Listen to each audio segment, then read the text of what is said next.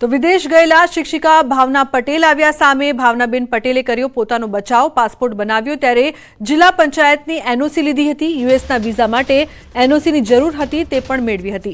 મેં તમામ સ્થળે એનઓસી આપી છે। ભાવના પટેલ દ્વારા કહેવામાં આવી રહ્યું છે મારી પાસે તમામ પુરાવા ડોક્યુમેન્ટ્સ છે, તેની જાત તપાસ થઈ શકે। હું જ્યારે ભારત આવીશ ત્યારે ડોક્યુમેન્ટ્સ રજૂ કરીશ। મેં મારો પાસપોર્ટ કરાવ્યો ત્યારે મેં જિલ્લા પંચાયતની એનઓસી લીધી છે। ત્યાર પછી મેં અહીંયા અમેરિકાની પ્રોસેસ કરી અને એ માટે પણ મારે વિઝા માટે પણ એનઓસીની જરૂર હતી, એટલે મેં એ વખતે પણ એનઓસી લીધી છે અને એનઓસી બધી જગ્યાએ મેં આપેલ છે અને તેમ છતાં મારી પાસે પણ એના પુરાવા મોજૂદ છે। તો શિક્ષિકા ભાવનાબેન મામલે બોલ્યા ટીઈપીઓ જિલ્લામાંથી કોઈ પણ એનઓસી લીધી નથી।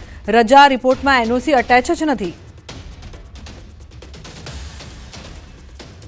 ભાવનાબેન પટેલ સામે મેં કહ્યું એ પ્રમાણે મેં મુલાકાત જે તે વખતે લીધેલી હતી પાંચા પ્રાથમિક શાળાની, અને મારા ધ્યાન ઉપર આવતા ઓન ધી સ્પોટ એમને મેં કારણદર્શક નોટિસ આપવામાં આવેલી હતી અને એમનો જે ખુલાસો આવ્યો હતો એમનો લેખિતમાં, અને એ ખુલાસો મેં ગ્રાહ્ય ન રાખતા મેં જિલ્લા કક્ષાએ એમને કાર્યવાહી કરવા મૂકેલું છે।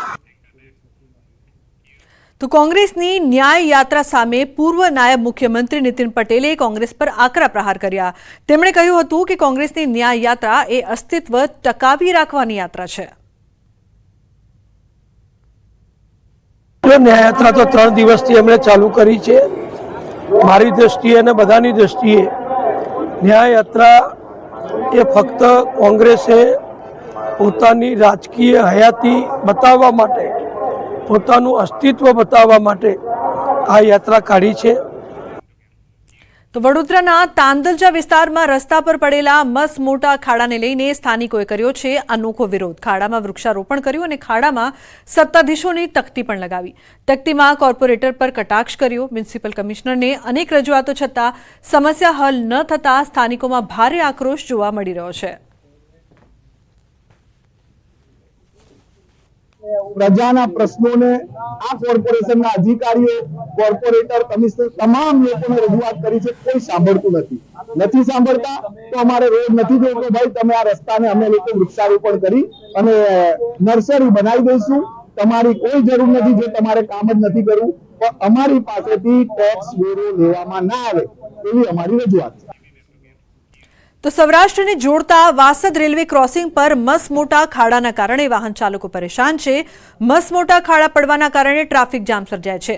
રોજ સવારે 1 કિલોમીટર લાંબુ ટ્રાફિક જામ થાય છે। મસમોટા ખાડા જેને કારણે વાહન ચાલકોને અકસ્માતનો ભય રહે છે, તેમજ વાહનોને નુકસાન પણ થાય છે। ચોમાસાની ઋતુમાં આ ખાડા દર વર્ષે પડે છે।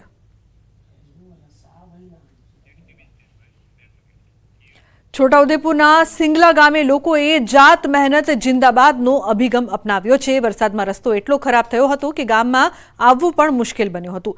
અનેક વખત રજૂઆત છતાં કોઈ નિકાલ ન આવતા લોકોએ તંત્રની રાહ જોયા વગર અડધા કિલોમીટરનો રસ્તો બનાવ્યો। તંત્ર કે ગ્રામ પંચાયતના સરપંચ ધ્યાન ન આપતા હોવાનો દાવો કર્યો। તો મહત્વનું છે કે જાત મહેનત જિંદાબાદ, પરંતુ તંત્ર માટે આ શરમજનક બાબત છે કે લોકોને રસ્તો બનાવવો પડ્યો, તો તંત્ર શું કરી રહ્યું છે તે પણ એક મોટો સવાલ છે। છોટાઉદેપુરમાં એટલી સમસ્યા છે કે લોકોને જાત મહેનત કરવી પડી ત્યારે તંત્ર શાના પૈસા લે છે, શાની પગાર લે છે તે એક મોટો પ્રશ્ન છે। જામનગરમાં ફરી હાઉસિંગ બોર્ડનો એક બ્લોક ધરાશાયી થયો છે। નવી સાધના કોલોની વિસ્તારમાં એક બ્લોક થયો છે ધરાશાયી। આ વિસ્તારમાં અગાઉ પણ હાઉસિંગ બોર્ડનો બ્લોક ધરાશાયી થવાની ઘટના સામે આવી હતી। જોકે ચોમાસાને ધ્યાને લઈને મનપાએ બ્લોકને અગાઉ જ ખાલી કરાવતા જાનહાનિ ટળી હતી। તો બ્લોક ધરાશાયી થવાની ઘટનાને લઈને ફાયર સહિતની ટીમ ઘટના સ્થળે પહોંચી હતી અને આગળની કાર્યવાહી હાથ ધરી હતી। સરકારના વાંચે ગુજરાતના અભિયાન વચ્ચે વડોદરાની એમએસ યુનિવર્સિટીમાં છેલ્લા 3 વર્ષથી એક પણ પુસ્તક ખરીદાયું નથી। સરકાર તરફથી દર વર્ષે 4.30 કરોડની ગ્રાન્ટ ફાળવવામાં આવે છે, તેમ છતાં એમએસ યુનિવર્સિટીમાં છબરડો સામે આવ્યો છે। પુસ્તક ખરીદીમાં ગોટાળાના આક્ષેપ સામેની તપાસ કમિટી માત્ર કાગળ પર કામ કરી રહી હોવાના આક્ષેપ થયા છે। એક તરફ લાઇબ્રેરીના સત્તાધીશો નવી ગાઈડલાઈન વગર પુસ્તકો ખરીદવા તૈયાર નથી, તો બીજી તરફ અધ્યાપકોએ 1000 પુસ્તકોની ખરીદીની માંગણી કરી છે। આંતરરાષ્ટ્રીય યુવા દિવસ નિમિત્તે અમદાવાદમાં કેન્દ્રીય રમતગમત અને યુવા બાબતોના મંત્રી મનસુખ માંડવિયા ઉપસ્થિત રહ્યા. કેન્દ્રીય મંત્રી યુવાનો માટે આયોજિત ઇમ્પેક્ટ વિથ યુથ કોન્ક્લેવમાં હાજર રહ્યા. આ યુવા કોન્ક્લેવમાં 33 જિલ્લામાંથી મોટી સંખ્યામાં યુવાનો હાજર રહ્યા. કાર્યક્રમમાં જુદા જુદા ક્ષેત્રે ખ્યાતિ પામનાર 6 યુવાનોનું વિશિષ્ટ સન્માન કરાયું. મંત્રી માંડવિયાએ યુવાનોને સંબોધ્યા. તેમણે કહ્યું કે આપણે વિકસિત ભારતનું સ્વપ્ન સાકાર કરવા જઈ રહ્યા છીએ. વર્ષ 2047માં આઝાદ ભારતના 100 વર્ષે વિકસિત ભારત બનવા માટે યુથનું મોટું યોગદાન રહેશે. તેમણે પોતાના કોલેજના દિવસોને યાદ કર્યા. માંડવિયાએ યુવાનોને વિવિધ સરકારી યોજનાનો ઉપયોગ થકી વિવિધ ડિજિટલ સ્કિલ શીખવા આહવાન કર્યું. ભારત સરકાર દ્વારા માય ભારત એ યુવાઓ માટે તૈયાર કરવામાં આવેલું પ્લેટફોર્મ છે. આ પ્લેટફોર્મનો ઉપયોગ દેશના યુવાઓ કરી શકે એના માટે એ પ્લેટફોર્મ ઓપન છે. 1.5 કરોડથી વધારે દેશના યુવક યુવતીઓ આ પ્લેટફોર્મ સાથે જોડાયા છે.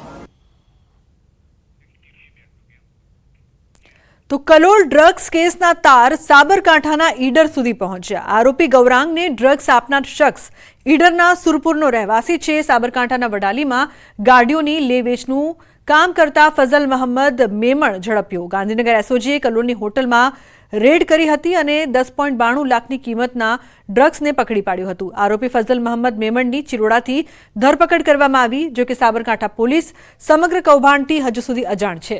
નશીલા પદાર્થનો કારોબાર સાબરકાંઠા પોલીસની નજરથી અજાણ. ગાંધીનગર એસઓજીનો તપાસનો ધમધમાટ.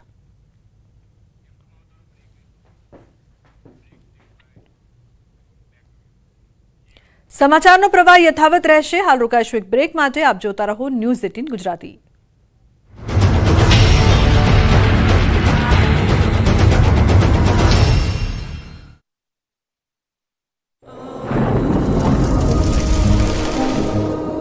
જળવાયુ પરિવર્તનનું જોખમ આપણા દરવાજે પહોંચી ગયું છે. હવે જરૂર છે એક મોટા ક્રાંતિકારી બદલાવની અને આનો પ્રારંભ થશે 140 કરોડ ભારતીયોથી. આ ક્રાંતિ શરૂ થશે એક વૃક્ષથી. એક વૃક્ષ માનવતા માટે, એક વૃક્ષ આ ધરતી માતા માટે, એક વૃક્ષ આપણા ભવિષ્ય માટે. પ્રોજેક્ટ વન ટ્રી ન્યૂઝ 18 નેટવર્કની એક મોટી. ગંગામાં ડૂબી ગયા. વારાણસીમાં કાશી વિશ્વનાથ કોરિડોરની સીડીઓ સુધી ગંગા નદીનું પાણી પહોંચ્યું. બાબા વિશ્વનાથ ધામના ગંગા દ્વાર સહિત 3 દરવાજાથી પ્રવેશ બંધ કરાયો.